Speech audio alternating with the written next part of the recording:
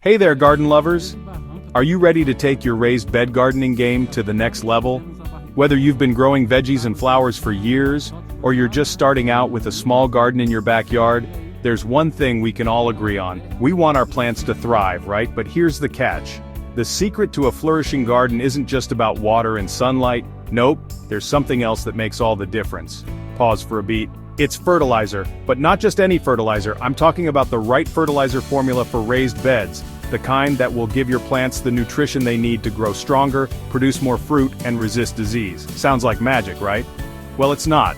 Just a little science and the right mix of nutrients.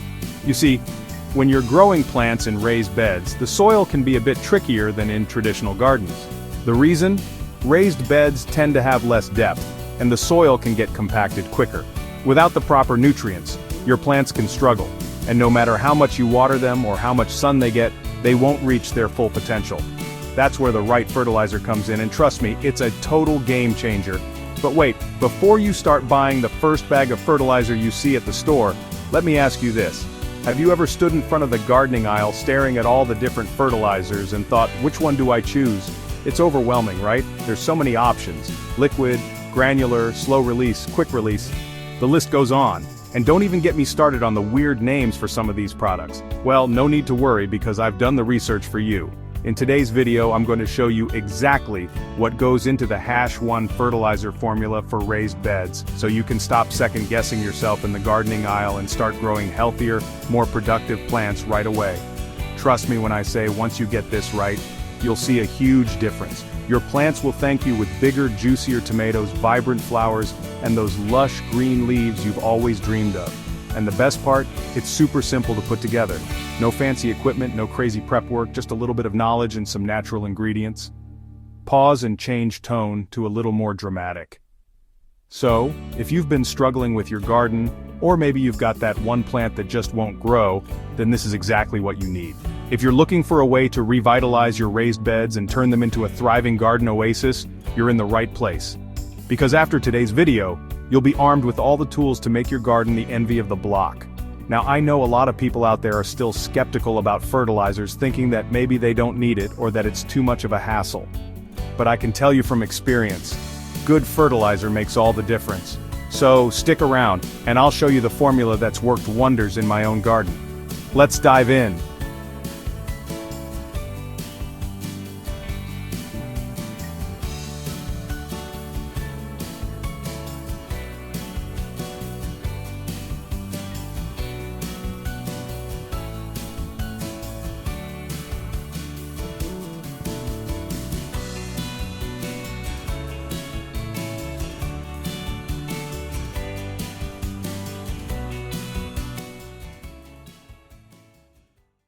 Alright, so let's take a moment to talk about why raised beds are a little different from traditional gardens, and why this matters when it comes to choosing the right fertilizer. Now, raised bed gardening has become super popular, and for good reason. It's an amazing way to grow plants, especially in smaller spaces, and it offers tons of benefits. But there's also something you need to understand about the soil and why it needs extra care. So what makes raised beds different? It's simple. The soil in raised beds doesn't have the same depth or support that in-ground soil does. In traditional gardens, plants have access to a deep layer of soil where their roots can spread out, pulling up water and nutrients from different layers. This creates a more balanced ecosystem for the plants, but in raised beds, things are a bit more compact. The roots have less room to stretch out, and there's limited access to nutrients, so they can deplete quicker than they would in the ground. Pause for a beat. What this means is that in raised beds, nutrients can get used up fast, and without replenishing them regularly, you can end up with plants that look weak, pale, or just aren't producing like they should. The soil might also dry out quicker, and because it's confined in a box, you have to work a bit harder to make sure the roots are getting everything they need to thrive. So, fertilizer is super important. It's what gives your plants that extra boost and makes sure they're getting all the nutrients they need to grow strong and healthy. But it's not just about any fertilizer. Raised bed soil tends to drain more quickly than traditional garden beds, which means you need to make sure the fertilizer you choose can do a few things. Release nutrients slowly.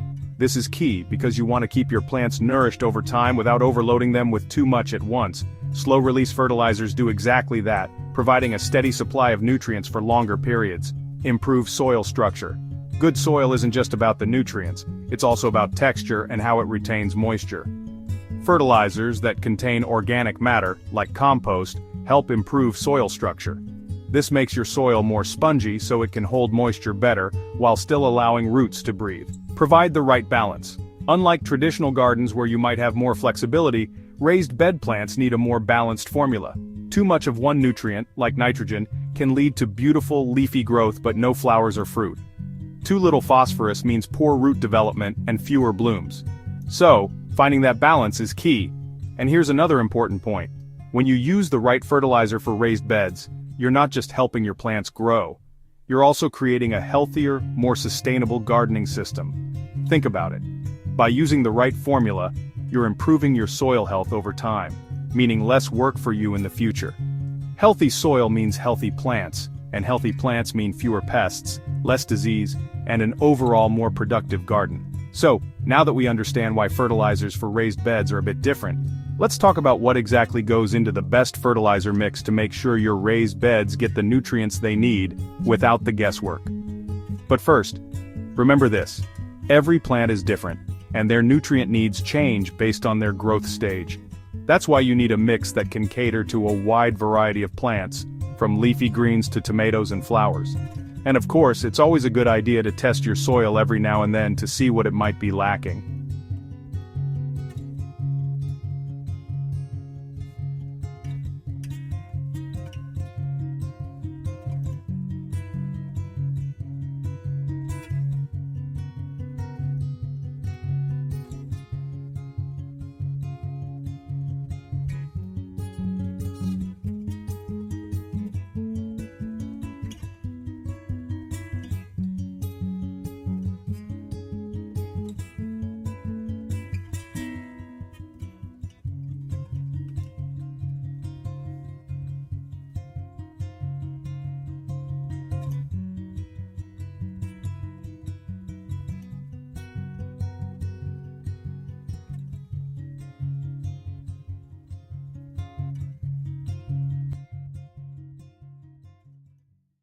Alright, now that we understand why raised bed soil needs special attention, let's get into the good stuff.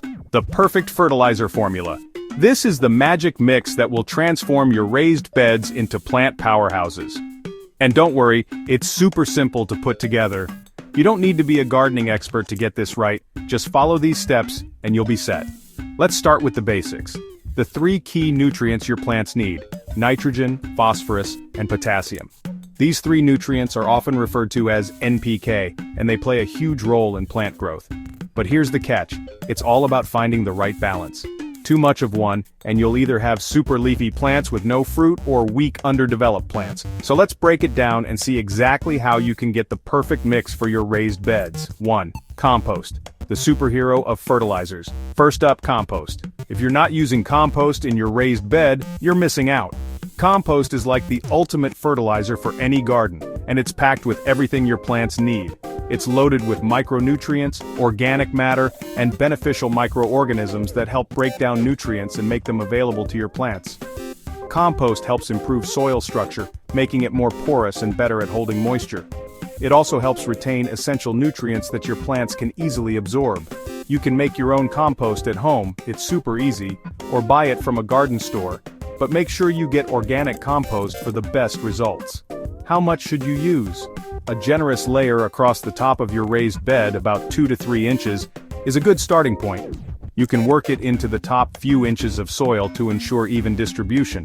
This compost will release nutrients slowly over time, so you're not overwhelming your plants and you'll keep that soil alive with rich, healthy microbes.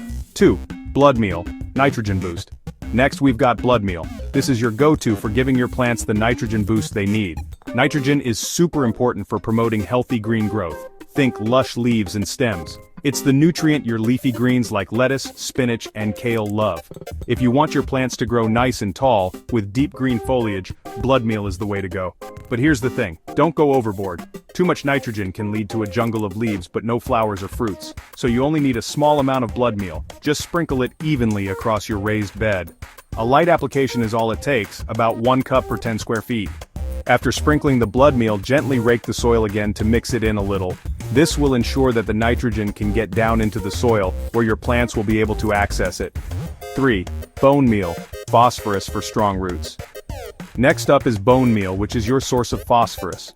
Phosphorus is essential for root development, flowering, and fruit production. If you've got plants that need strong roots and lots of blooms, like tomatoes, peppers, or flowers, bone meal is a must-have in your fertilizer formula. Phosphorus helps plants develop a healthy root system, which allows them to absorb more nutrients and water. It also encourages flower production, leading to better yields and bigger, more vibrant flowers. Sprinkle the bone meal lightly across the bed. You don't need too much. Around 1 to 2 cups per 10 square feet should do the trick. Just make sure it's evenly spread and mix it into the soil a little bit for the best results. 4. Potash, potassium for disease resistance and strong stems.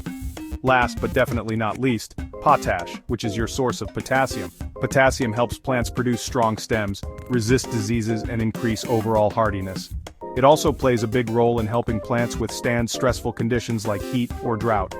For vegetables and fruits, potassium helps ensure that the plant's stems are thick enough to support the weight of the fruit. It also helps the plants be more resistant to common garden pests and diseases.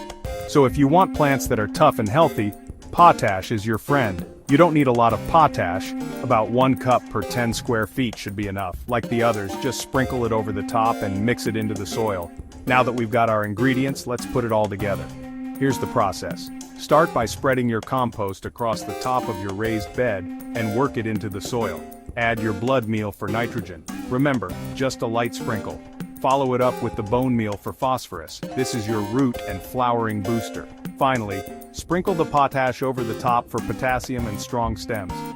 Once everything is mixed in, water it thoroughly to make sure the nutrients start to activate and soak into the soil.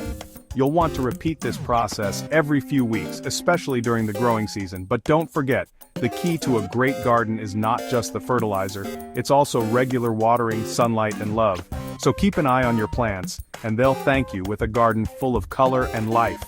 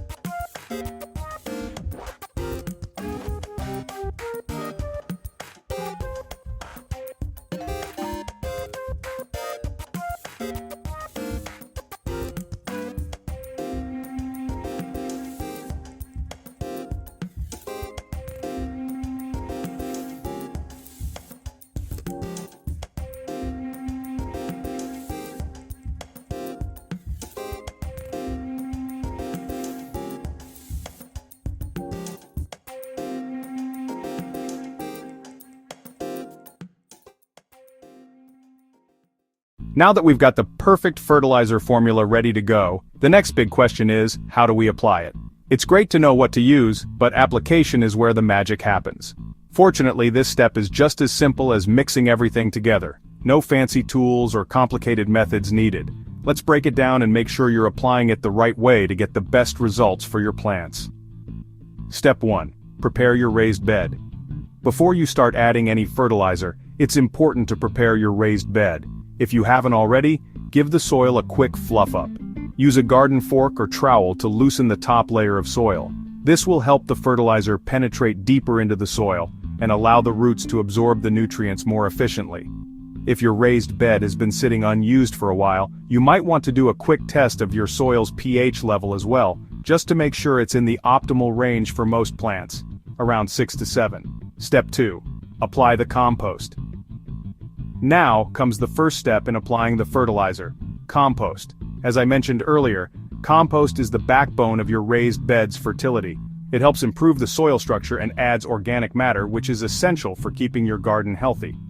To apply it, spread a 2 to 3 inch layer of compost evenly over the surface of your raised bed. Once you've done that, use a garden fork or hoe to mix it gently into the top few inches of soil. Don't go too deep, just the top layer where your plant roots are most active. This will help the compost blend with the existing soil and kickstart the nutrient release process. Step 3. Sprinkle the blood meal. Next, it is time for your blood meal. the nitrogen powerhouse. Nitrogen is key for healthy leafy growth, but remember, we want to use it in moderation to avoid pushing out too many leaves without the flowering or fruiting to go along with it. Sprinkle the blood meal lightly over the soil. About 1 cup per 10 square feet is usually the right amount, but if you're working with a smaller or larger space, adjust accordingly. You don't need to be precise, just make sure it's spread evenly. After sprinkling the blood meal, gently rake the soil again to mix it in a little. This will ensure that the nitrogen can get down into the soil, where your plants will be able to access it. Step 4. Add bone meal for strong roots. Once the blood meal is in, it's time to add bone meal, your phosphorus source. Phosphorus is essential for strong root development and vibrant blooms, so this step is especially important for plants like tomatoes, peppers, and other flowering vegetables. Just like the blood meal, sprinkle the bone meal evenly across the surface of the soil. You'll want to use about 1 to 2 cups per 10 square feet of space. After you've added the bone meal, gently rake the soil again to mix it in. The goal here is to make sure the phosphorus is well distributed, especially near the root zone where it'll do the most good. Step 5. Finish with potash for strong stems. Now, for the final step, potash. Potassium helps your plants build strong stems and resist diseases, making it crucial for overall plant health. Just like the previous ingredients, sprinkle the potash evenly across the top of the soil. Again, about 1 cup per 10 square feet. Potash is a bit more concentrated, so don't use more than recommended. Once you've sprinkled it, lightly mix it into the soil with a rake or garden fork. Once you've applied all your fertilizers, the next step is to water everything in thoroughly. This is key because it helps activate the nutrients, getting them into the soil where your plants can start using them. Be sure to water gently and evenly so you don't disturb the fertilizer you just applied. Give your plants a good drink and allow the water to soak in deeply. A good rule of thumb is to water until you see a little runoff from the bottom of the bed. Final tips for success. Now that your raised bed is fully fertilized, here are a few final tips to ensure your plants are getting the best out of their new fertilizer. Repeat every 4-6 weeks. During the growing season, you'll want to reapply this formula every 4 to 6 weeks to keep your plants properly nourished. Don't worry, this doesn't mean you need to add everything again. Just another light application of each ingredient should do the trick. Watch for plant signs. Keep an eye on how your plants are doing. If they look a little yellow or seem to be lacking in growth, it could be a sign that they need more nitrogen. If they're tall and leafy but not flowering, they might need more phosphorus. Adjust accordingly. Don't forget the water. Nutrients and water go hand in hand. Make sure to keep your plants well watered, especially after applying fertilizer, so the nutrients can soak in properly. Mulch for moisture retention. Mulching around your plants is a great way to help retain moisture in the soil, especially during hot summer months. It also helps reduce the growth of weeds, which can compete with your plants for nutrients.